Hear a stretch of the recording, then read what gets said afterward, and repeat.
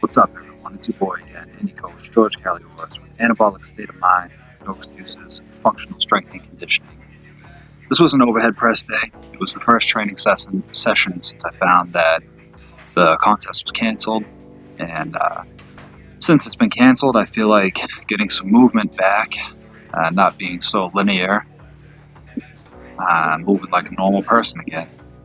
So these kettlebell Turkish get-ups are just the thing to start that. You're probably going to see some bear crawls, some other types of weird gorilla type movements. I want to get back into doing a lot of push-ups too. I really enjoy doing push-ups. I want to be able to do one-arm push-ups again. I want to be able to do pull-ups. It's tough doing pull-ups with the rack in the basement because your head has to go right in between the rafters, but I'm going to try for stuff like that again. I'm going to try and just be more human. Less of a fucking stiff ogre. So I did 3 sets of 3. It's a 16 kilogram kettlebell. So about 35 pounds. And I was just kind of taking my time. These get your heart rate really jacked up for the amount of weight and time that you're doing them, because of how much movement there is. After I went and grabbed the barbell, I started strict pressing. I got up to 155, which is about 85% or 80%. Might have been 85%. And I wanted to just do some reps on this day. So I was doing as many reps as I could without grinding too hard, trying to make the reps fluid, trying to make them good speed. You can see maybe the last one grinds, and I was aiming for about 30 reps. 30 reps at 80% is just above optimal. For the amount of force that you have to put into this type of movement, 30 reps is pretty good. If you're an Olympic weightlifter, I would stick with 15 to 20 reps. Or if you're trying to go for more power, you don't care about hypertrophy that much.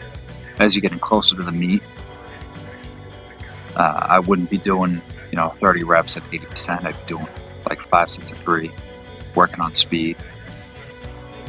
But I got this from all angles because my buddy was asking me how we should overhead press. You can see I don't have much rotation in my arms, but you should start with the elbows pointing forward, and then by the time you get to the top, they should be pointing to the side or as forward as you can if you're going to externally rotate. But you should be trying to screw your shoulder in, basically. That was a set of 10. Kind of sucked. I think this is the last set of 5 I did. Watch how I screw my elbows out to the side. My right arm doesn't really lock out for some reason. I tried strict pressing a couple of these. It was pretty tough, but it's kind of what it's about sometimes. Just trying to make training tough, because it is training after all. That's why. Afterwards, I went ahead and did some incline bench. I like doing incline after overhead press because it gives you a little more stability. You can do like seated overhead press too if you have that. I just use the incline. A little more stability, a little more overload for the muscles. This is about 165, and I did it for 3 sets of 8.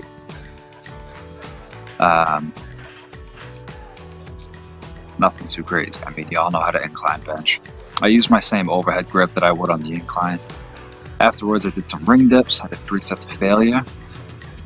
I want to get back at doing dips too, because I think that dips are a central part of having a strong shoulder, strong triceps, strong core, because it takes more than just pressing into the bar, having your back push against something. Big thing that people misunderstand is when you're doing push-ups or you're doing dips or something, that you got to squeeze your shoulder blades together at the bottom like that. You got to squeeze your shoulder blades together because that's what's actually going to stop you from going down so far. If you just try and use your pecs and your shoulders, you're going to fucking tear something. You need to use your back as that leverage pad in order to transfer that momentum and slow yourself down and eventually come to a stop, and then you can initiate with the triceps, the shoulders, and finish with the pecs. The pecs are going to get activated no matter what, so you need to forcefully activate the triceps. If you just try and do, pec work on a bench press or push-ups or dips like this.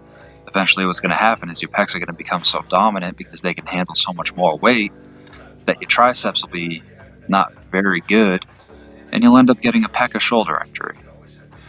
I don't like doing direct chest work because the pecs will become so dominant. You know, they take over on the heavy stuff. So I don't see the point in doing direct chest work. The shoulder work, this kettlebell single arm overhead press, really great for working the rotation of the shoulder, because as you can see, you have to bring it into that front rack position. People call this the Arnold press. Well, guess what? Arnold fucking started it when he was doing kettlebells in Austria. It's nothing that he really invented. He just made it popular, kind of like the Klokov press. You start in the front rack position with the elbows pointed forward. You screw your shoulder in, point the elbows out. It's nothing, absurd. But they do build a strong shoulder, a strong deltoid, because it is much like a shoulder raise or lateral raise. These I fucked around with a little bit, and it actually felt really good. The JM press can sometimes be a little taxing on the elbows when you start going up in weight, and that's because it has nothing. Your arms have nothing to stop it. But with this, it kind of grooves you in the right direction because it touches the chest and it comes back and then roll it forward. It felt really good, and I'm probably going to introduce these to my training platform. So that's it, guys. I appreciate the time. I appreciate the video, or watching the video. I hope it helps. Take care. Comb your hair.